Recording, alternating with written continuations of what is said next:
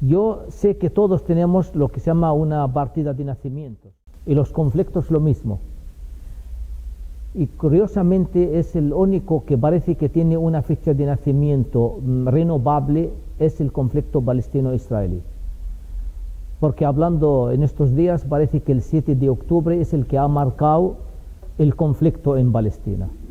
De repente la situación era tan armónica en paz, pero hay unos hombres malvados que son los de Hamas, se levantaron por la mañana y no tenían nada que hacer y cruzaron la frontera. Y es ahí cuando dicen, estalla la violencia en el Oriente Medio.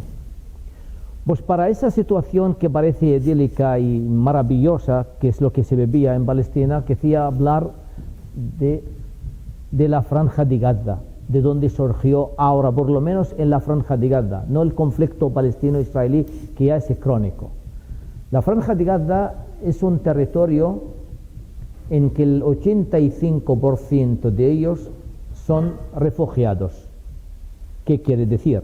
Son los que fueron expulsados de sus casas de lo que hoy se conoce como el Estado de Israel. En la Franja de Gaza, cuando miran a la otra frontera, ven las ruinas de las casas que ellos estuvieron ahí. Están esperando hace 75 años pensando que un día tendrán el derecho del retorno a la casa donde fue expropiada y ocupada por el Estado de Israel. 2. Este territorio hace más de 17 años está sitiado, bloqueado, tierra, mar y aire.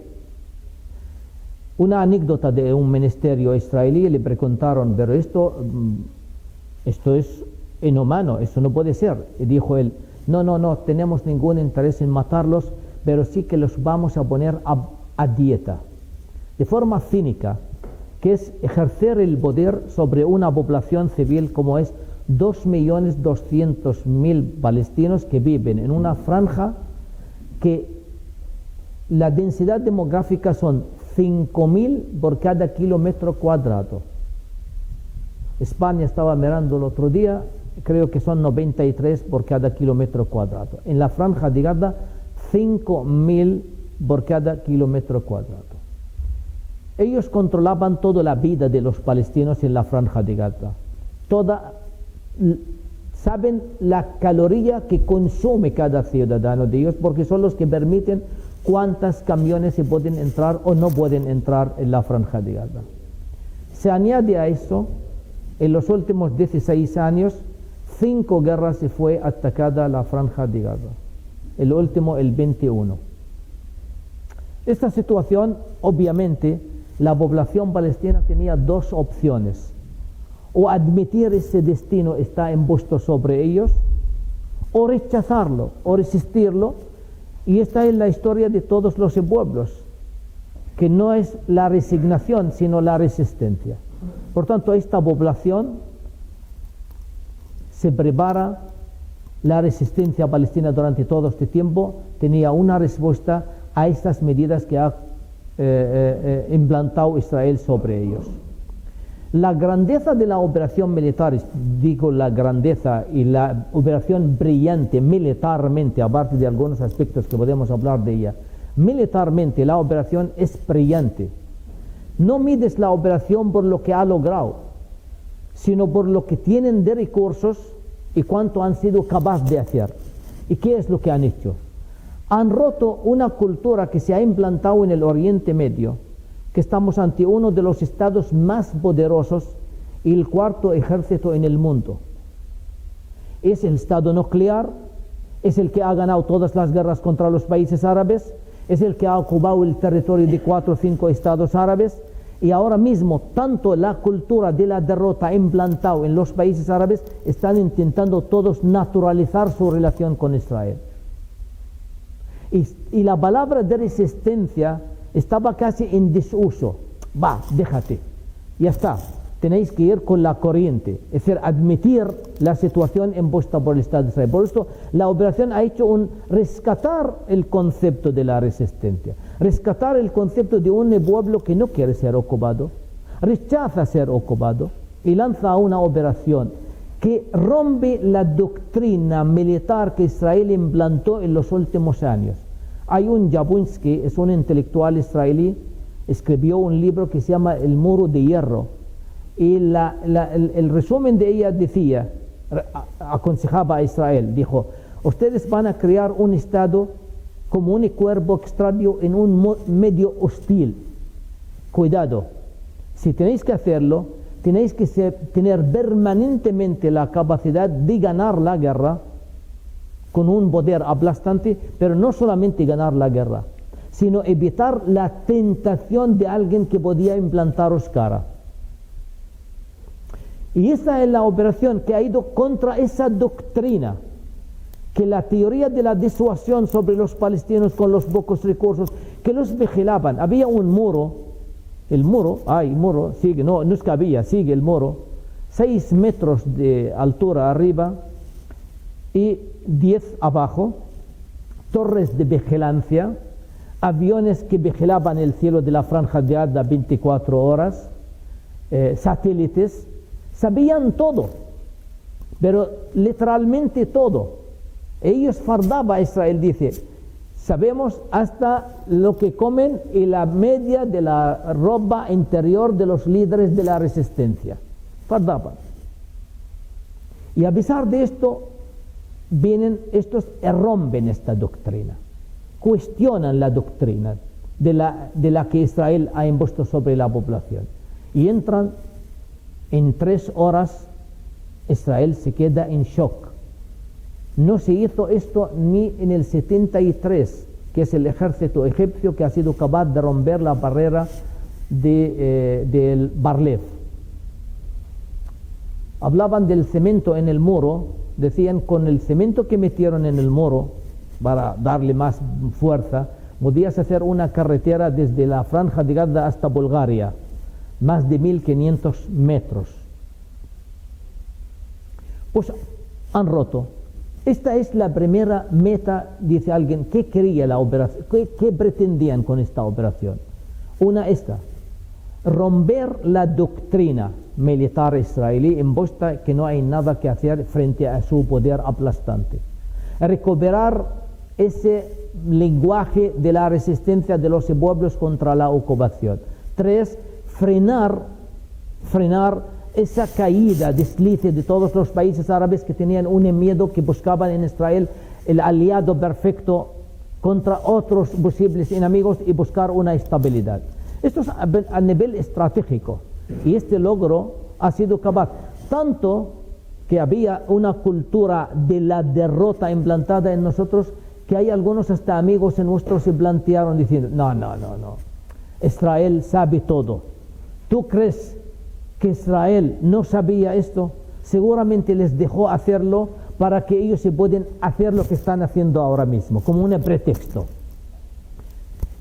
Está claro que los que están diciendo, aunque son amigos nuestros, tienen esta mentalidad, derrotados, asumiendo el poder aplastante. No, señor, Israel es poderosa, pero se puede romper ese poder de ellos y lanzarse y recuperar esa cultura. Esto es a nivel estratégico. Las segundas metas inmediatas que la resistencia quería, que lo que no se preocupa son los presos palestinos. Hay más de 5.000 palestinos en las cárceles de Israel hasta el día 7 de octubre. A partir del 7 de octubre han detenido otros más de 2.000. Y yo tengo que actualizar la cifra porque cada día están deteniendo. Y no hemos conseguido sacar ningún preso. Y la última política de este último gobierno israelí, con este ministro tan extremista, es poner unas condiciones inhumanas sobre los presos palestinos. Entonces, tenemos que liberarlos. Y hasta ahora no hemos conseguido más que intercambios. Secuestramos un soldado, como lo que ha sido la última vez con Shalit, un soldado israelí. Hemos sacado 1.200 palestinos en las cárceles. Hay un refrán palestino que dice, no un refrán, un dicho, dice, cuando entra un palestino en la cárcel, el colchón suyo está puesto a la puerta de la celda. ¿Eso qué quiere decir? Es para darle moral a un palestino que cuando entras ahí no se va a olvidar de ti tu pueblo, ni la resistencia, que haremos lo que podemos para rescatarte. Y es lo que se ha hecho hasta ahora, se ha hecho muchas veces cambio con soldados israelíes secuestrados por presos palestinos. Esta era la oportunidad de blanquear, como dicen ellos, blanquear las cárceles de Israel de los presos palestinos. Y ahora mismo quedan los soldados en manos de la resistencia y obviamente lo que queremos es sacarlos. Y este es el mayor logro. Desde el primer momento la resistencia ofreció intercambio de los presos ahora civiles que lo están cambiando, y Netanyahu dijo, no, yo los voy a sacar por la fuerza. Y después de 50 días no ha conseguido ningún preso, ningún secuestrado ser liberado a manos del ejército israelí. Esto es la parte palestina. La respuesta israelí es lógico, la respuesta es la destrucción masiva. Empezaron a bombardear. Que podían decirme, hombre, con el bombardear va a haber destrucción. No. La meta era la destrucción. No es que una consecuencia del bombardeo, no, el bombardeo va dirigido para la destrucción del territorio. ¿Por qué? En primer lugar, porque querían entrar en el terreno de la Franja de Gaza. Y como estoy hablando de un campamento de refugiados, cuando hablo de la Franja de Gaza no estoy hablando de una ciudad ni un estado.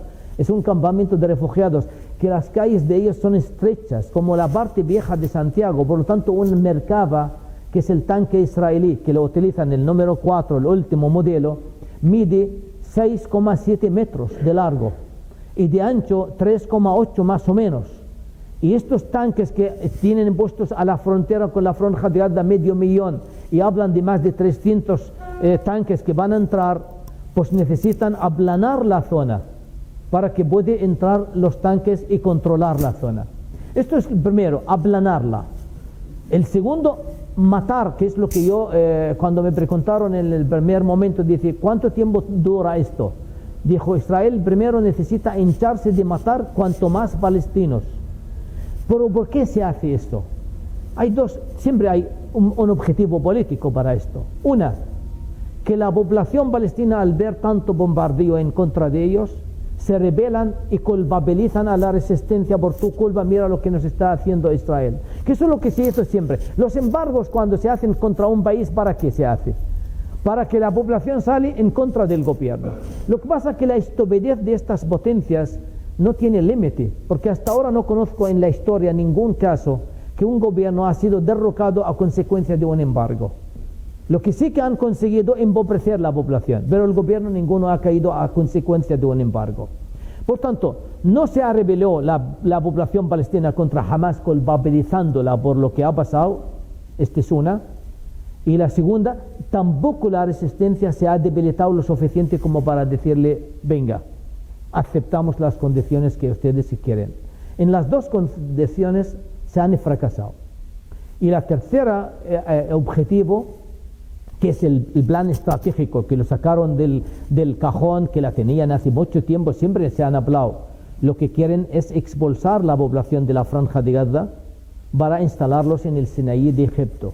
Eso ya lo planteó en el 2008 Netanyahu al presidente egipcio en una entrevista antes de esta guerra, al anterior presidente.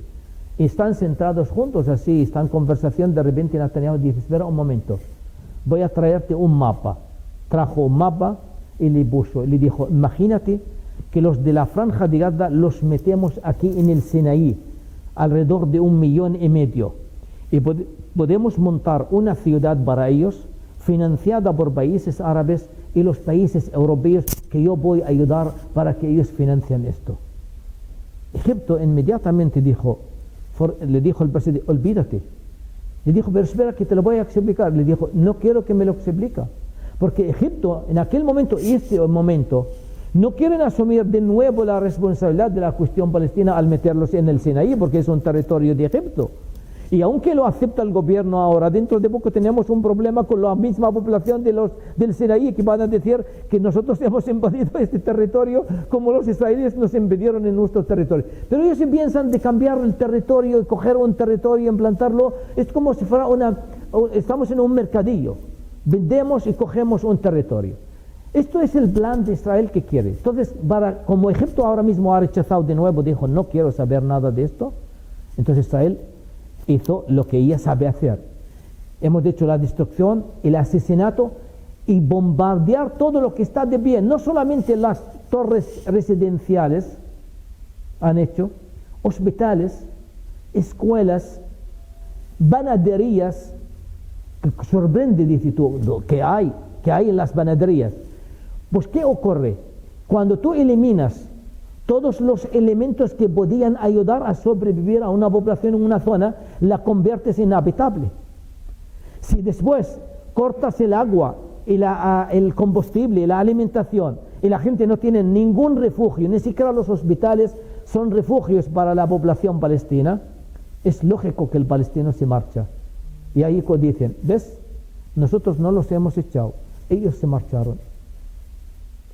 Ahora mismo, la zona del sur de la franja de Gaza, el porcentaje de la población son 150% más de la población que hay por lo que han venido del norte. Y la densidad demográfica en el sur son 6.450 por cada kilómetro cuadrado. Se aumentó porque hay una población del norte que ha venido, que ahora mismo esta zona ya no es habitable. Entonces yo, después de 50 días, si me preguntan, ¿Israel ganó? Y yo contesto lo siguiente. Si hablamos de los objetivos inmediatos que ellos querían liberar los presos, los secuestrados, y tener una foto, que es tener un líder de Hamas o de la resistencia esposado y rendido, pues esta foto no la han conseguido hasta ahora. Obviamente hay un fracaso después de 50 días de masivo bombardeo intenso sobre la franja de Gaza. Ahora bien, yo sí que puedo, y lo digo con mucha angustia, que el objetivo estratégico de ellos, de vaciar la franja de Gaza, lo están consiguiendo por lo menos hasta ahora en el norte de la franja de Gaza, al dejarla una zona inhabitable para la población que fue al sur. Esta es la situación.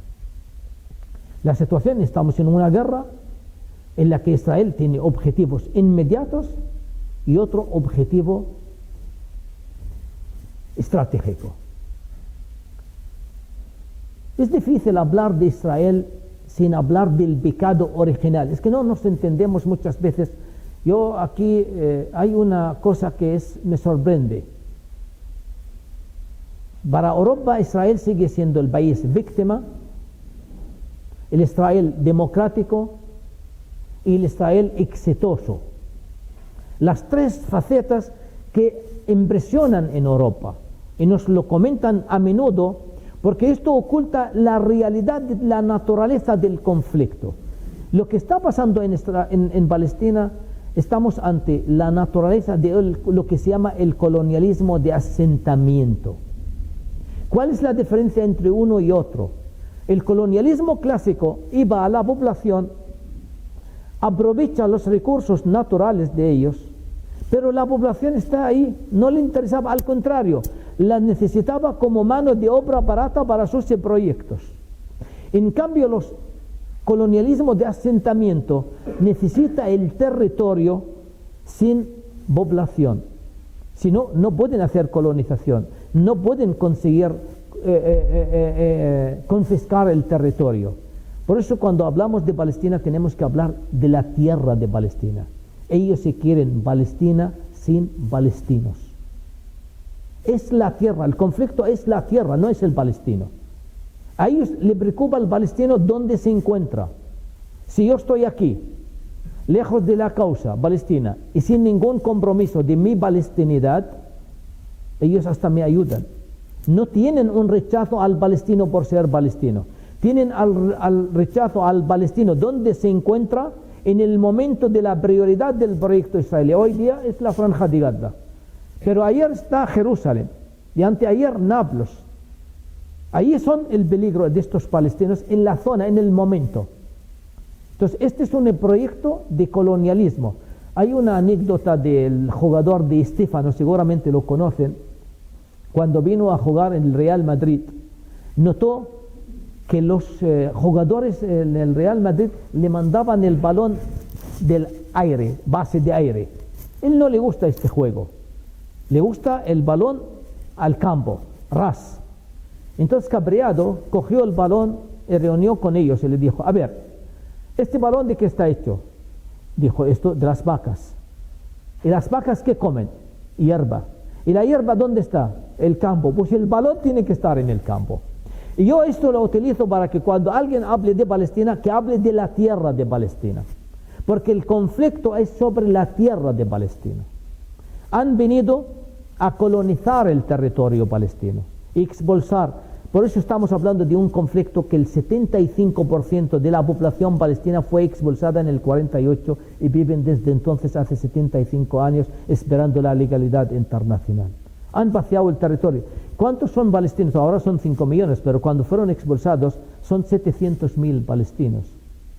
Y dice uno, bueno, es una cifra ridícula en comparación con los que estamos escuchando ahora mismo de refugiados, sí, pero esa no es tan ridícula cuando sepamos que representaba el 75% de la población entonces. Han vaciado el territorio. Y cuando llegaron, cogieron después de la guerra del 48 un país entero. Es que esto muchas veces no se entiende.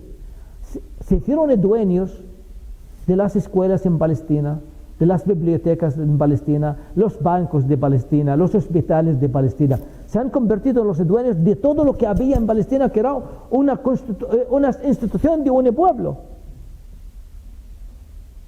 Y después nos dicen que han hecho un paraíso del desierto. La creación del Estado de Israel, cogieron la primera parte. Esto es un movimiento, mira, añado ahí a un elemento que se olvida mucho. Esto no es un movimiento religioso.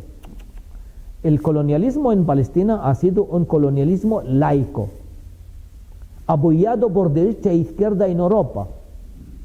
Ante un movimiento antisemita que no lo querían en Europa, la solución de un sector de los judíos es integrarse en el país donde están. Otros participaban en el movimiento internacionalista de izquierda en Europa. Es difícil entender la izquierda y el socialismo en Europa sin la participación de muchos intelectuales judíos. Y otro sector surgió de Europa pensando en el colonialismo como Europa, que es la cultura, en aquella época era la cultura del colonialismo, ellos hablaban de la colonización y fueron apoyados. Y eso Dios vino después, que hablaban de la tierra prometida. Eso acompañó a posteriori. Pero los primeros que rechazaron el movimiento sionista no son los palestinos. Nosotros no sabíamos.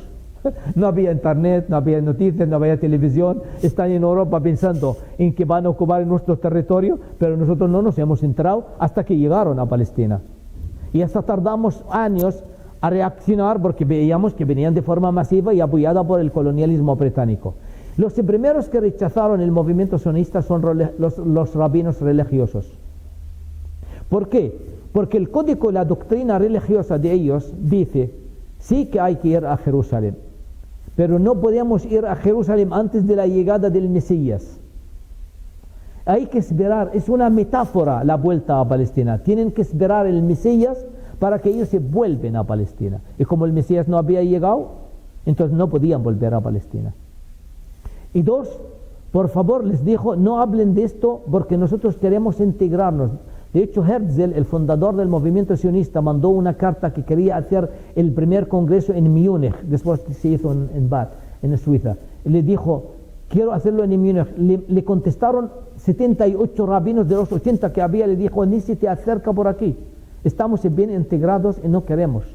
Esto estoy hablando en 1895. Es un movimiento laico. Vinieron, cogieron la parte palestina de la costa. Haifa, Jaffa, Tel Aviv fue construida, Akka. Son costeras. Ahí, no sé si os suenan y pueden leer que la zona de exportación de las naranjas más conocidas en el mundo son las naranjas de Haifa y Haifa, que lo hacían los palestinos, que somos agricultores. Estos venían de Europa, no saben lo que es la agricultura.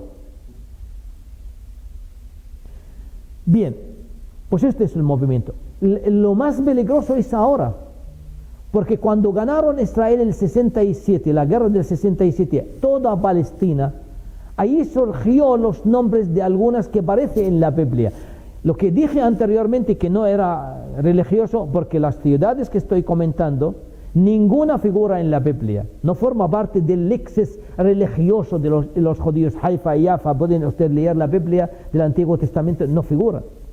Pero sí que puedes ver Hebrón, Shechem, en Cisjordania, porque en la historia palestina el problema es que ¿quién no ha ido a gobernar, a ocupar Palestina? Todos los imperios han pasado por ahí. Hasta todos los profetas, que ese es el no sé qué pasa, que tenían un GPS directo a Palestina. Podía alguno desviarse de otro lado, pero no. Desde Moisés, Jesucristo, Mahoma, Abraham, todos. Ninguno se ha equivocado y dicen que han inventado el GPS ahora. Yo creo que lo tenían anteriormente los profetas y han ido a Palestina y han ocupado el territorio palestino. Cuando ocuparon el 67 Palestina es cuando los religiosos dijeron, wow, este es un milagro que Dios adelantó la ocupación de la tierra de Palestina para facilitar la vuelta al Mesías. Entonces han adecuado el relato religioso a la convivencia religiosa, pero claro, tiene una condición: para que Él vuelva a la tierra de Palestina y que ellos lo reciben, tienen que ser ellos mayoritariamente son los que ocupan el territorio palestino. Y por tanto hace falta más judíos y menos palestinos. Esta es la política que ha sido.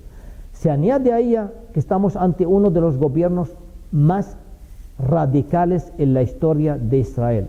Dije, el primero eran laicos, pero ojo, laicos y colonialistas, que no es incompatible.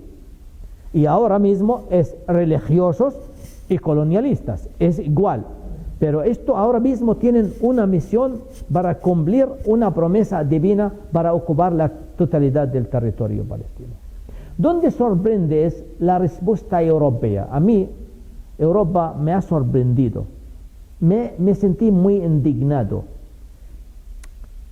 Yo busqué un razonamiento, y seguramente si analizamos ahora alguien me pregunta, oiga, ¿por qué crees que Europa apoya a Israel y Estados Unidos? Y seguramente algunos me podrían decir, hay intereses geoestratégicos en la zona, petróleo, eso es cierto. Otro factor es que tiene Europa el sentimiento de la culpabilidad por el antisemitismo y querían en esto ayudar, y lo vemos ahora mismo.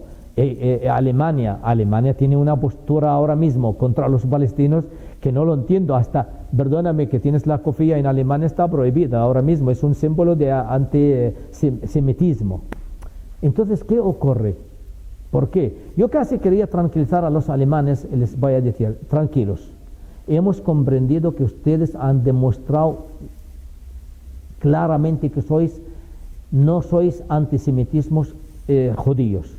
Ya está, ya estáis curados de aquel pecado que habéis cometido. El problema no es que estáis en antisemitismo contra los judíos, tenéis que ser antisemitas, no tenéis que ser antisemitas, porque ahora lo estáis practicando con los palestinos. Hay que curarse del antisemitismo, pero no una vez practicarlo contra un grupo y después lo trasladas a otro grupo, como es en el caso palestino. El Parlamento británico votó, en la primera vez que un parlamento vota en contra de una petición de un alto del fuego, como si fuera ellos están haciendo la guerra. Rechazan un alto del fuego en la guerra en la Franja de Gaza. No se entiende. Estados Unidos un puente aéreo a Israel. Tienen miedo que Israel, con 200 cabezas nucleares y con todo el poder aplastante militar, contra unos, ¿cuántos son la resistencia? 10.000, 20.000, 30.000, 40.000, 50.000 hombres que no tienen ninguna entrada, ¿cómo? No pueden meter ni un tanque ni un misil, son todas fabricaciones caseras. El primer misil hecho por Hamas en el 2013 tenía un alcance de 3,5 kilómetros, por eso lo lanzaban desde la frontera. ¿Y con cuántos gramos solamente? Ahora han sido capaces de alcanzar 250 Tel Aviv. Y esto por méritos propios. Por eso, para mí, sinceramente, han sido hombres gigantes en un mundo de enano del mundo que le está rodeando. Porque con los pocos recursos han sido capaces de crear la infraestructura y la capacidad de poder mantener el espíritu de la resistencia tal. Yo buscaba una y sinceramente encontré una respuesta de Paul Fermer. Paul Fermer decía que lo que ha pasado en la humanidad, el sufrimiento de la humanidad, se basaba porque hay un convencimiento de que la vida de unos vale más que otros. Y eso surgió desde hace tiempo, cuando el hombre blanco creía que su vida vale más que la vida del hombre negro, y así surgió la esclavitud. Después pasó cuando algunas potencias del mundo civilizado, como se llama, creían que ellos tienen la vida y el derecho más que los pueblos primitivos, y ahí surgió el colonialismo. Y ahora sobre nosotros surge el mismo argumento. Con tal de que Israel alcanza su objetivo político de derrotar a Hamas, como dicen, el precio de matar, asesinar, expulsar a 2 millones de palestinos en la franja de Gaza se convierte en un precio razonable. Porque todos dicen que lo que importa es ganar a Hamas. Pero ¿cuál es el precio? Bueno, hasta ahora han matado entre muertos y heridos 50.000 personas en un mes, y la cifra más alta. 50, ¿saben lo que significa 50.000? Son 2,6% de la población de la franja de Gaza en un mes. Eso equivale como si hubieras matado ahora mismo 6,5 millones norteamericanos. Imaginaros lo que podía suponer si ahora mismo en un mes matamos 6,5 millones de norteamericanos, de porcentaje. Ese sentimiento de la vida, la sensibilidad de que los líderes europeos hayan ido a visitar a Israel para demostrar demasiada sensibilidad a los civiles israelíes, y no han demostrado hasta ahora una piel tan dura a la sensibilidad sobre los civiles palestinos. Sorprende. ¿Por qué? Aparte de las razones que he dicho, sinceramente sigue anclado en la mentalidad de estos países lo que se llama una visión colonialista del mundo. Siguen pensando que nosotros no somos de ese mundo al que alcanza la categoría de ser seres humanos. Ya lo dijo un ministro israelí, dijo, estos no son animales, son animales. Bueno, yo casi voy a aprovechar, digo, sí, son animales, pero de leones, que han demostrado ser leones, de combatir todo lo que está pasando. Europa me ha decepcionado porque esta es una postura indecente. Es el apoyo al agresor, sin pensar en lo que significa, porque es difícil después reclamar convivencia y relaciones. Hasta Israel mismo, ¿cómo puede con esta actitud de barbarie podía reclamar ser un Estado natural en este mundo? Esta es la carta de presentación que puede hacerlo a un ciudadano palestino. Hoy día el ciudadano de la franja de Gaza vive en un infierno. Hay un cuento persa que dice, reconstruido por Julio Cortázar, dice, ¿por qué huir de Bagdad si la muerte te alcanza en Samarra? Yo creo que este cuento persa es más aplicable a los palestinos en la franja de Gaza. ¿Para qué huir del norte de la franja de Gaza si la muerte te está persiguiendo en el sur? La segunda fase es en el sur, donde van ellos a atacar ahora mismo con esta densidad demográfica que he dicho, porque ellos van a decir ahora, es que todo lo que hemos hecho hasta ahora no hemos conseguido los túneles. Es que los túneles son el pretexto para mantener una guerra que no lo van a encontrar. Dice, no lo hemos encontrado en el norte, ahora van en el sur. Y además reprochan a la resistencia que haya hecho túneles. Es como tenían que salir a la calle y decir, aquí estamos, mátanos. Es la obligación de la resistencia de hacer y a buscar ayuda. Todos los argumentos que ellos hacen es invisibilizar el palestino. Siempre han dicho que el conflicto no es con los palestinos. Además, como me gusta estos que hacen algunos, bueno, no. Jamás no representa a los palestinos. Sí, vale. Esto es Irán. Y antes de Irán era Saddam Hussein, el culpable. Y antes de Saddam Hussein dijeron Arafat era el terrorista, y si lo matan, que lo mataron, Decían que solucionaron el conflicto. No acaban de ver el palestino con hombre de causa, con derecho a la reivindicación de lo que es invisibilizarlo. Una escritora norteamericana, Starhawk, de origen judío, dijo: yo estudié mi historia, y era una historia potente, es maravillosa, y creé la creación del Estado de Israel. Es un cuento de maravilla. Pero a medida que avancé y adquirí una conciencia, noté una cosa: falta una cosa en el relato. Los palestinos. No se menciona a los palestinos. Estos además en los cursos académicos en Israel no se habla de Israel, de Palestina, antes de la construcción del Estado de Israel. Es como si fuera un territorio que estaba vacío y vinieron y construyeron el Estado. Los otros, esta gente, pues nada, estos se marcharon porque quisieron. Como ahora van a decir que la gente de la Franja de Gaza se marcharon. Gil Scott es un norteamericano poeta, escribió en el 70 un poema, decía: las revoluciones no serán televisadas. Yo voy a decirle, yo nunca creía que también las limpiezas étnicas serán televisadas.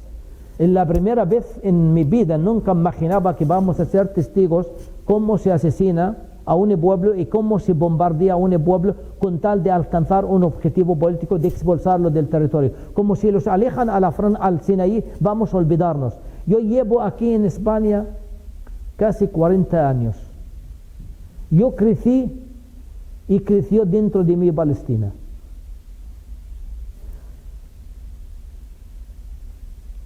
La mayoría de los palestinos llevaban Palestina como un derecho.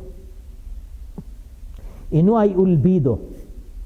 Por mucha distancia que puedes estar, han expulsado a los palestinos en el 82. Se marcharon al Líbano, a Túnez, ¿se acuerdan? No tardaron 5 años para volver y hacer la primera intifada pacífica en el 87, que jóvenes palestinos se enfrentaban a los tanques israelíes. Esto no es una cuestión de Hamas, ni cuestión de Arafat, ni de Saddam Hussein. Hay que poner el espejo y empiezan a mirar. Ellos hace mucho tiempo han quitado el espejo, no miran. Hay que visibilizar. Y visibilizar la causa es visibilizar al palestino. La existencia, la alternativa que existe es el pueblo palestino. Y solo dialogando con el palestino, me cuento y intento terminar. Hay un cuento que le preguntan a uno de estos versos también. Era un hombre que iba a ejecutar un señor y se le acerca a una mujer y dice: mira, el que vas a ejecutar es mi marido. Y le dijo: vale, a mí me gustan las adivinanzas, te voy a preguntar, ¿qué quieren las mujeres? Si me contestas a esta pregunta, yo voy a anular la ejecución de tu marido. Dice: dime qué es lo que crees que quieren las mujeres. Ella o él le contestó, le dijo: las mujeres lo que quieren es ser escuchadas. Yo ahora no estoy hablando de las mujeres, pero sí que creo que sin duda que la voz palestina tiene que ser escuchada. Recuperar la voz palestina como la voz válida para poder discutir sobre cómo entendernos en una zona que tenemos que hacer convivencia pacífica. Yo, antes de terminar, siempre se dijo, no quiero terminarlo con una forma pesimista. Es lógico, si yo ahora mismo valoro la situación razonablemente, que van a ser unos 30.000 palestinos sitiados frente al ejército más poderoso con el apoyo de todos los países. Razonablemente soy pesimista. Pero yo soy muy optimista porque yo creo en mi causa y creo que es una causa justa. Y mi pesimismo reside precisamente por mi compromiso con esta causa justa. Hay un libro que se llama Memoria de una casa muerta, del escritor ruso que entró en las cárceles en la época del zar. Entró a una cárcel y estaban todos condenados a cadena perpetua. Pero él veía cosas muy raras. Se peleaban entre ellos por una moneda pequeña, como un euro. Y dijo, no entiendo. Esta gente con una cadena perpetua están por un euro. Pero si ellos no van a verlo. Entonces, o están muy agarrados, esta es una opción, o están locos, demasiado locos. Y él sale a la conclusión, dice, no son locos, no son agarrados. Son locos porque aún tienen esperanza que pueden salir un día. Y a pesar que estamos sitiados, y a pesar que llevamos 75 años, yo también soy de estos locos que el día de mañana creo que va a ser para los palestinos. Muchas gracias.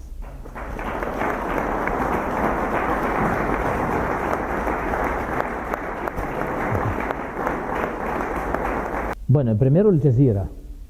El Jazeera es al 100% es fiable cuando trata la cuestión palestina. En la cuestión palestina no hay duda sobre su postura. Y de hecho sí tiene una mayor repercusión en la calle árabe y el apoyo árabe precisamente por su postura con respecto a la causa palestina.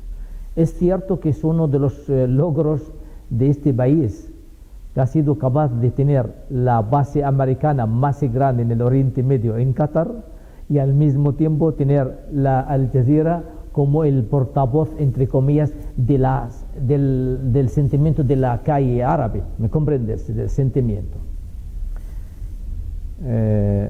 Entonces sí, que es fiable absolutamente. Por lo menos voy a dar, como dice, pongo mis manos sobre el fuego sobre la cuestión palestina. Otro ya es de cada uno tiene su posición ideológica y sus tendencias y puede cuestionar la postura de Alemania yo no aspiro de ella un cambio al favor nuestro, pero no esperaba que esté demasiado en contra, como lo ha manifestado ahora. Mira, como dicen, Alemania toda la vida va a estar chantajeada por su historial y ante Israel. Y todo el liderazgo alemán a lo largo, aparte de lo que pagan económicamente para subsanar el delito que han cometido, el holocausto, la postura alemana, nunca Alemania en las Naciones Unidas ha votado al favor de la causa palestina. Nunca. Nunca es nunca. ¿Que tiene otros intereses? Sí. Pero el factor que ha determinado más, yo creo que más el sentimiento de culpabilidad sobre ella. La tercera, antes me preguntaba sobre la resistencia palestina. Sí, a mí hasta hay algunos que me han advertido cuando vas, oiga, no digas. Yo siempre lo he dicho, la operación de la resistencia palestina militarmente es brillante. Militarmente. En 3 horas han enviado al ejército más poderoso en la zona, como dicen, y han conseguido en 3 horas conseguir los objetivos que tenían planteado. Ahora, yo siempre he dicho que podía ser que la resistencia mordió más de lo que puede tragar, que no estaba preparada para esto. Y yo creo que entraron 1.200 hombres. Y parece ser que ahora están diciendo, Dios mío, si llegamos a mandar 1.000, 5.000, podrían seguir hasta Tel Aviv. No contaban con esto. Entraron a 3 zonas militares, que es lo que querían. Una que es de Eretz, que es el Paso, que es ahí donde está la unidad del Shin Bet, que es el Shabak israelí, el espionaje que tienen ahí. Y ellos entraban ahí porque necesitaban secuestrarlos y coger toda la información, los radares, las tabletas, sobre la información que tienen, porque ellos trabajan sobre la población de la Franja de Gaza. Hasta los que colaboran con Israel estaban ahí y consiguieron información. ¿Qué es lo que ellos querían? La información. Entraron a la unidad 8.200, que también cogieron 2 capitanes y 2 soldados, y ahí es el núcleo del espionaje israelí sobre las zonas de Egipto, la Franja de Gaza y Irán, y hasta sobre el programa nuclear de Irán, que dicen que la información ya llegó en 3 horas, todas estas informaciones llegaron. Que hace más están Israel preocupada y Estados Unidos por la información que consiguió la resistencia que los que están secuestrados. Y el tercero, que es una unidad militar israelí, estos entraron en muy poco tiempo, consiguieron los 3. Es cierto que después como dicen, casi se desmadró, porque al ver la frontera abierta, había familias que entraron. No sé si habéis visto imágenes, uno entraba con chanclas, con una camiseta. ¡Hala! Esta es la oportunidad. Entraron y hasta secuestraron ellos. Gente con tanta represión y que tenían toda un historial. Hay que recontar las historias de cada uno de ellos, lo que ha sido bombardeado, ha perdido familiares y tal. Pues ellos han encontrado esto, que es el componente humano de la venganza. Y cogieron familiares. De hecho, ahora mismo la resistencia está diciendo, oiga, yo no soy capaz de conseguir todos los secuestrados porque están en manos de versos. Yo sí que me responsable de lo que tengo, pero hay otras organizaciones que entraron, familias que entraron, tal. Pero hay una unidad en la resistencia. Y yo puedo hablar de Hamas como lo que llama la fuerza principal de las organizaciones, pero hay un mando común que es la resistencia palestina. Hoy hablamos de Hamas en la Franja de Gaza, pero hace 2 días cuando hablamos de la resistencia palestina hablamos de Al-Fatah, de Arafat, porque el liderazgo palestino de la resistencia estaba encabezado por Arafat. Y no por ello la ideología de Arafat era la mayoría del pueblo palestino, ni la ideología de Hamas ahora mismo es la mayoría. Ahora mismo muchísima gente en la Franja de Gaza, de hecho, fija, con todo lo que ha pasado, no hay una contestación social contra Hamas culpabilizándolo. La gente sabe. Esta gente tiene su historia marcada en la piel, todo lo que les ha pasado, y saben que la culpa es Israel y que necesitan resistencia para luchar por ellos, que han hecho lo que pueden, pero la respuesta brutal es de Israel, pero no es culpa de Hamas. Entonces, ellos son conscientes. Hay un poeta que el otro día escribió, dice, tanto sabemos la historia, hasta los pájaros no van a volar aunque tengan alas. Ya saben la historia, porque si marchan no vuelven. Si marchan no vuelven. Y por eso resiste la gente en marchar la Franja de Gaza y resiste a culpabilizar a Hamas por culpa suya, por lo que les está pasando. Por tanto, a la resistencia palestina está respaldada, tiene una base social. Si no tuviese esta base social, no podían aguantar lo que están aguantando durante todo este tiempo. Y hay que hablar de resistencia. A ellos les interesa. A mí, mira, yo sinceramente si llego a tener una úlcera tal, al médico no le voy a buscar que no me busque ni bacteria ni nada, que la causa es el estrés, por lo que estoy escuchando en los medios de información cuando te ponían Israel contra Hamas. Dios, esto no es una guerra entre Israel y Hamas. Personificar todo. O te hacen... Irán está ayudando a Hamas. Eso es el interés. Es lo que dije, invisibilizarlo. Y yo me preguntaba siempre, vale, Irán ayuda. Ojalá que pudiera ayudarlos. ¿Por qué no? ¿Qué pasa? Que las armas que Israel ha hecho, Estados Unidos le manda un puente aéreo a Israel, que las armas de americanas, las armas de Irán matan y las de Estados Unidos hacen cosquillas. Cuando todo el mundo busca aliados y apoyo y respaldo, y tengo que buscar. Y por eso surgieron los túneles. Los túneles era la medida única respuesta, porque si se quedan en un campamento de refugiados, no tienes ninguna capacidad de resistir frente a un avance de un Estado como el Estado de Israel. Tienes que crear una ciudad debajo y ser capaz de fabricar. No hay alternativa, si no hay resistencia. Los túneles son una realidad y me hubiera gustado tener tiempo para explicar el esfuerzo humano que han hecho para poder hacer los túneles que han hecho. ¿Por qué? Porque no hay instrumentos eléctricos, no podían hacerlo. Tenían que hacerlo, como dicen, con una bicicleta a mano para poder en una pared.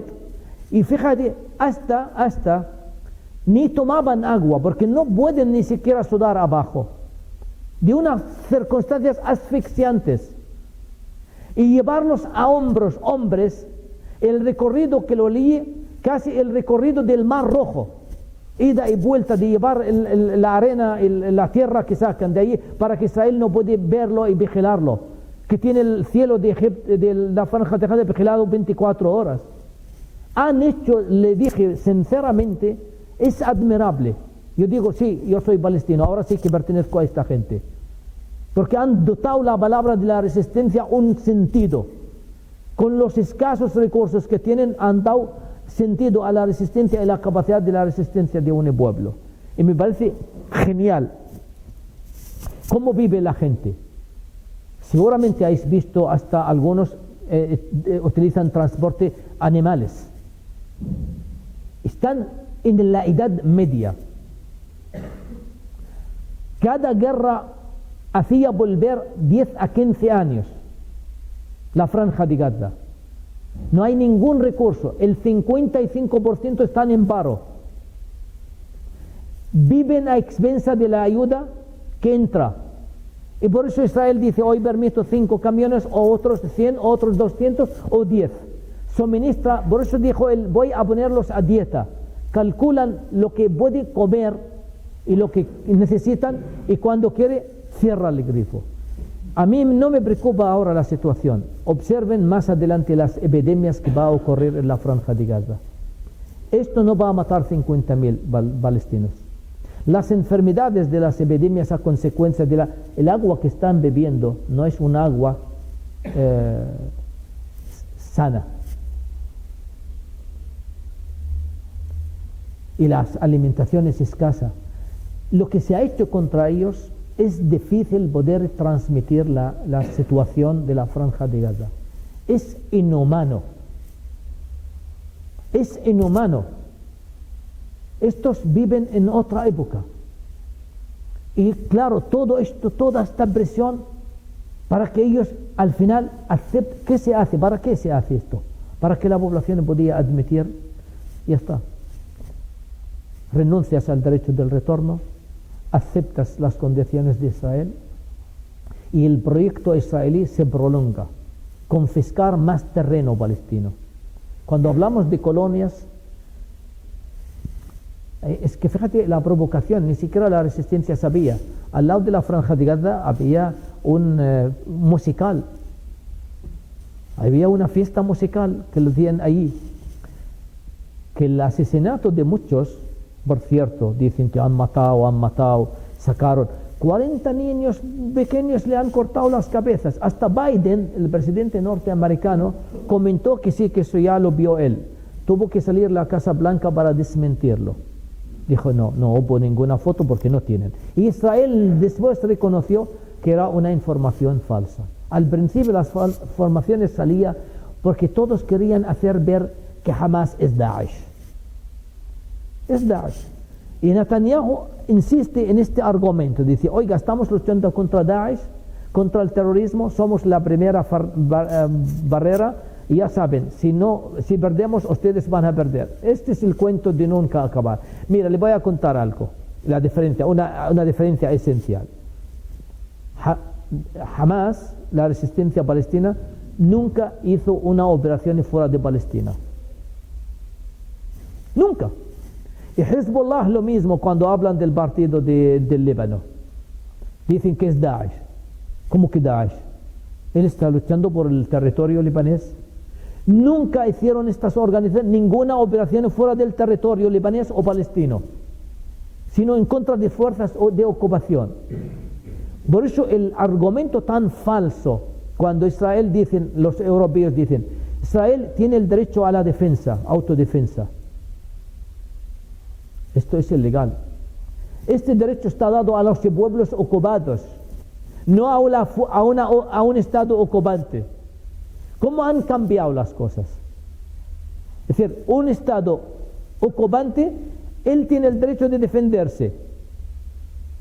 Y el ocupado se cataloga todas sus acciones en terrorismo. Ojo, depende. En Ucrania no es terrorismo. No es terrorismo. Es heroico. Porque es europeo.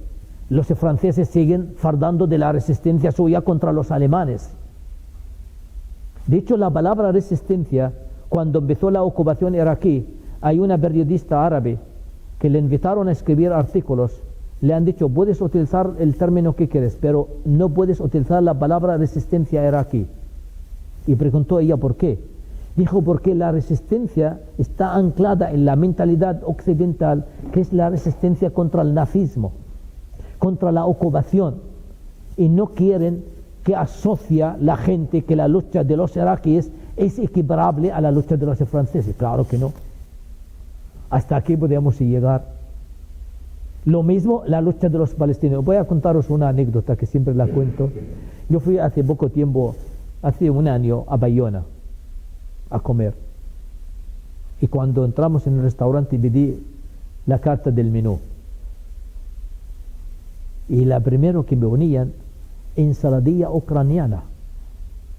Yo dije, mira, nunca he comido una ensaladilla ucraniana. Y dice la mujer, ¿y de qué está hecha? Dije, vale, pues voy a leer. He leído.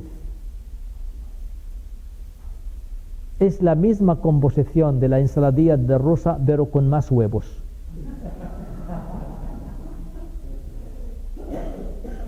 Fijaros cómo ensalzar la lucha de los ucranianos y cómo hacen de nosotros la violencia algo genético en los palestinos. Israel es una víctima permanente hasta que se demuestra su culpabilidad, pero nunca se puede demostrar. En cambio, el palestino es culpable siempre hasta que se demuestra su inocencia y nunca se demuestra su inocencia. Esta es la relación que se ha manejado hasta ahora, toda la vida. Lo primero que te hacen cuando vas a una entrevista, lo primero, condenas la operación de Hamas. Y pobre de ti si no lo condenas. Te ponen en un cajón encerrado. Ya está. El cliché, tienes que ir a demostrar tu fe, que tú no eres de Hamas, estás en contra de Hamas, en contra de la resistencia. Deshumanizas toda la resistencia palestina. El problema ya no es Hamas, porque también nos criticaban que tenemos que de criticar las operaciones de Al-Fatah. Y un embajador palestino en Londres le hicieron la misma pregunta. Nada más entró que él murió 17 de su familia en la franja de Gaza. Y acaba, antes de entrar en la entrevista, escuchó, le han informado que su familia, 17 de su familia, le cayó el torre residencial. Y antes de entrar, lo comentó con el entrevistador. Él le dijo, ¿hay alguien de tu familia? Dice, acaban de informarme, tengo 17 muertos. Por lo menos es la cifra que sabemos. Ay, lo siento, lo siento. Empieza la entrevista. ¿Condena usted Hamas y su acción? Entonces el otro contestó y le dijo, perdóname, usted ha invitado al embajador israelí más de una vez. ¿Le has preguntado si él condena la masacre que se hace contra la población palestina? No, pero yo quiero su postura. Digo, pero ¿por qué yo estoy puesto? Tenemos que estar permanentemente demostrar nuestra inocencia. Pero a ningún israelí le llaman y le preguntan, ¿usted estás? A mí cuando dicen, están a favor de la creación de un Estado palestino, me horroriza. Yo no quiero Estado. Eso es una mercancía falsa que nos están vendiendo para calmarnos. Yo no quiero Estado. Yo quiero ser libre. Poner punto a la ocupación. A mí el himno nacional ni la bandera me preocupa. Esto no es lo que más me preocupa al ciudadano palestino en Cisjordania o la Franja de Gaza. Yo quiero que diga un ministro exterior de un país europeo, dice, soy a favor de la aplicación del derecho internacional. La ocupación es ilegal. Punto. Yo no quiero ninguna simpatía con los palestinos. No quiero ese amor a los palestinos. Que respeten las resoluciones de las Naciones Unidas. Que aplican las resoluciones de las Naciones Unidas. Cuando me preguntaban, ¿qué quieren los palestinos? Queremos la legalidad internacional. Que meten todas las resoluciones de las Naciones Unidas en una bolsa. Y venga uno con una mano inocente, como dicen, un niño, y mete la mano y saca uno de las resoluciones, aplícala. Yo estoy aceptado. Nosotros aceptamos. Eso es una mercancía que nos han vendido hace más de 30 años, hablando de proceso de paz y dos estados y tal. ¿Cómo que estás hablando de dos estados? ¿Dónde está el Estado palestino que voy a construir? Durante 30 años El último libro, yo traje el penúltimo, el último libro mío traje era la segunda Nakba palestina, el proceso de paz. Es una mercancía, paz. Durante este proceso de paz, Israel pasó de tener 200.000 colonos a 800.000 colonos palestinos en el territorio palestino. Ahora mismo no hay posibilidad de hacer un Estado. Me gustaría cuando hablan diciendo Estado palestino, digo, ¿dónde está el palestino? ¿Dónde vamos a crearlo? Porque ahora mismo los 800.000 están armados, tienen sus ciudades ahí, tienen sus carreteras, sus aguas, están a espaldas de la realidad del territorio. Está fragmentado el territorio palestino de Cisjordania. No hay posibilidad de tener un Estado viable. Por eso Israel no se opone a la palabra de Estado. Al final, si no consigue echarnos, bueno, estáis aquí y llamarlo lo que queréis.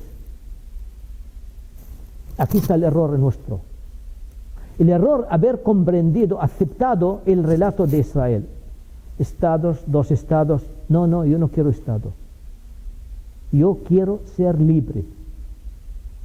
Esta es la primera medida en un entendimiento entre nosotros y Israel, si quieren de verdad que haya una solución al conflicto. ¿Qué quiere la mujer palestina? Mira, la mujer palestina no, es muy visible porque está luchando contra dos opresiones. Ayer en la conferencia que hice en la Facultad de Historia, había una compañera, hablaba precisamente de las ONGs y dijo que estaba en Palestina y trajo uno de los eslóganes que tenían las feministas palestinas en el territorio palestino y lo ponían en árabe. Dice, en traducción dice, ya nos basta con la ocupación para que tú sigues con tu masculinidad o tu machismo. Por lo tanto, hay una lucha contra el machismo, que nosotros no somos ángeles los palestinos, somos un pueblo como todos los pueblos. Lo hay el machismo en todos los lados, y la lucha contra el machismo no es una novedad para aquí, allá en todos los lugares, y la mujer, pero tiene que luchar ella contra el machismo y tiene que luchar contra la ocupación israelí. Acabo de hablar con mi amigo Manuel, que acaban de sacar una de las mujeres palestinas, las niñas palestinas, Ahad Tamimi, que una que cuando empezó encarcelada apenas tenía 11 años. La mujer sí es posible y tiene lucha y participa con nosotros. Hay muchas mujeres detenidas. Cuando ahora dicen que han liberado, vamos a liberar los inocentes civiles que han detenido la resistencia palestina. ¿Por quién hemos cambiado? Por mujeres y niños. Es que los que ha soltado Israel ahora son niños y mujeres palestinas que están encarceladas. Niños de 13 años. Los otros niños sí son israelíes. Pero los nuestros entran en su casa a las 5 de la madrugada, rodean la casa. Ahí sigue pensando que a las 5 de la madrugada no viene el lechero para traerte la leche o el pan en Europa. Ahí sabemos que cuando nos tocan la casa por la noche, sabemos que hay un tanque israelí que está reclamando a alguien de nuestra familia, o el padre, o el hijo, o la hija, acusado, y lo llevan. Después de romper todo en la casa. La detención hasta ahora es así. Entonces, esta no lucha continua. Mujeres, la niña esta palestina, su padre está aún en la cárcel. Ella salió por el intercambio, pero él como hombre aún sigue en la cárcel. Y las amenazas que hicieron a ella, cuidado con lo que tú hablas, tu padre está con nosotros y la podemos asesinar. Ella lo dijo en la entrevista, lo escuché. Y la segunda condición que van detrás de los que han soltado, prohibido celebrarlo. No podéis ir a celebrar o poner el signo de la victoria. Yo creo que hay una locura en la sociedad israelí que concedió que hay un compacto de unidad en la sociedad en contra del palestino. De momento les une el odio y la rabia y esa sensación de que les ha tocado en su médula espinal. Yo cuando dije, no, yo soy más que medio gallego, porque he vivido mucho tiempo en Galicia. Yo cuando digo, llevo 40 años en España, porque antes de venir a Galicia estuve en España, y para no, lo que se llama un lenguaje reduccionista, para decir, estuve en Cataluña, estuve en Andalucía y ahora estoy en Galicia, pero si alguien me pregunta de dónde eres, digo, soy de origen palestino, gallego de origen palestino. Yo hice la carrera en Santiago de Compostela, la especialidad en Asturias, volví a trabajar en un hospital aquí en Galicia, tanto en C como en Santiago, en Concho, yo estaba, de hecho, volví de Asturias, tenía mi trabajo ahí, pero yo estaba tan integrado en Galicia que busqué para encontrarme un hospital en Galicia y encontré, esa es una anécdota que ponían falta oftalmólogo por un hospital en la provincia de Coruña. Yo entonces cuando estudiaba no tenía coche y no conocía Galicia bien. En provincia de Coruña dije, buah, esto es al lado de Santiago, yo cojo el coche ahora y voy. Y cuando llegué me enteré que estoy en la Costa de la Muerte. Puedes imaginar que los primeros días dije, voy a vivir en Santiago. Pensaba que voy a vivir en Santiago y ir todos los días de aquí. Madre mía. Y el primer día no cogí el camino interior porque no conocía el camino interior, lo cogí por la costa. Y la costa tardas de Moros y Noia y todo esto. Tardé casi dos horas. Salí de aquí a las 5:30 para llegar a las 8. Estaba aquel año, cuando llegué, estaba ahí niebla, agua. Me han dicho que era una manta de agua que nunca hubo en el 2000, no sé si se acuerdan ustedes, en enero. Yo llegué, yo andaba y no sabía dónde estoy. No puse el GPS ni nada. Y llegué a un pueblo y le pregunté, paré al lado de una estación de taxis y eran las 7, ya empieza a vislumbrar algo, pero aún no veía bien. Y no veías bien, y menos todavía si no conoces la zona. Y le pregunto a un señor, digo, señor, ¿dónde estoy? Este pueblo, ¿cómo se llama? Y me dice el señor, estás en el pueblo más guapo de España. Y dije, vale, ese guapo, pero dime cómo se llama, porque yo necesitaba saber si él me dice que estás en Moros, estaba yo en Moros, ya voy, correcto, ya está, es seguir el camino. Entonces cuando dije, sí, es el más bonito, pero cuando me dijo que es Moros, vale, muy bien, muchas gracias, y seguí. Quise volver a Galicia porque sí me sentí muy bien integrado aquí, muy bien tratado y muy bien atendido, como dicen. Dos preguntas quedan, que es el papel de los países árabes y el conflicto en general. Los países árabes, mira, le cuento una cosa. Hemos tenido un respaldo árabe siempre. La causa palestina siempre ha ocupado y sigue ocupando en la calle árabe, en el ciudadano árabe, la esencia de su reivindicación. Y yo diría, fíjate, aplazó el ciudadano árabe su reivindicación como ciudadanos, tanto sociales como políticas, porque creía que la primera meta, liberar Palestina. Y las únicas manifestaciones que estaban permitidas en estos gobiernos autoritarios eran las manifestaciones de solidaridad con la causa palestina, hasta hoy día. Los árabes no reivindicaban a los ciudadanos nada de lo suyo y aceptaban que sean gobernados al principio por gobiernos dictatoriales y decían que lo que quieren es liberar Palestina. Vale, te doy un chance, libérate Palestina y después hablaremos del gobierno. Es lógico. Pero no ha sido así. Los gobiernos han sido derrotados y hay, después de la revolución árabe que hablo, hay una cierta inestabilidad en los gobiernos que saben que no tienen la legitimidad del pueblo. Ninguno tiene legitimidad del pueblo. Y por tanto han buscado el respaldo de la estabilidad de las potencias. Porque Israel ha sido capaz de fomentar en ellos el miedo que el peligro sobre ellos no viene de Israel. Han sido capaces de venderles la mercancía, que el peligro es Irán. Y Estados Unidos se trabajó sobre este terreno. Y los países del Golfo veían en las políticas de Irán, reflejaban una posible peligro. Y ellos compraron esta mercancía. Entonces todos estos países, con Estados Unidos les dice, la única misión es establecer relaciones con Israel. Si quieres el apoyo nuestro. Entonces, todos tenían sus defectos y sus problemas. Marruecos, ¿qué es lo que le preocupa? El Sahara. Viene Trump y le dice, yo reconozco que el Sahara es tuyo, pero a cambio tú establezcas relaciones con Israel. Olvídate de la causa palestina. Adiós. Hemos perdido. Va al Sudán. El Sudán es un país que está en la lista de los países que patrocinan el terrorismo en Estados Unidos. Para que fijaros cómo son poner y quitar un país. Le dijo, os quitamos de la lista de los países que apoyan el terrorismo a cambio que ustedes establezcan relaciones con Israel. Y además es un gobierno militar, está cuestionado, perfecto, adiós a los palestinos. Fueron a los países del Golfo. Decir, chicos, vosotros con 2 ataques iraníes estáis perdidos. Es mucho mejor que buscáis el respaldo del reconocimiento de Israel que os apoya para enfrentaros a Irán.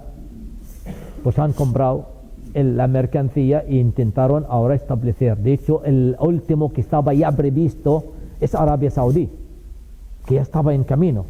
Y nosotros decíamos, por lo menos Arabia Saudí es un país que tiene mucho peso y que podía frenarlo. Pues no, iba en el camino. De hecho, ahora dicen que es una pausa. Y hay algunos analistas van a ir que la